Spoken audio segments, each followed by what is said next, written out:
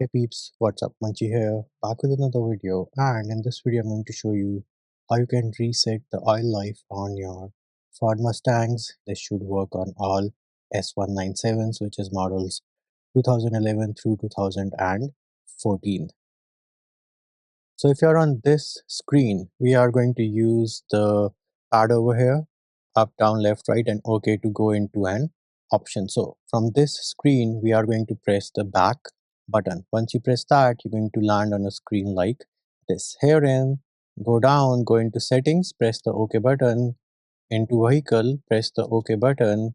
Go down, go into oil life, reset by pressing the OK button. Now by default, set to 100% is checked. So at this point, all you need to do is press and hold the OK button, and pressing and holding the OK button, there it is, resetting, reset complete, oil life reset to 100%.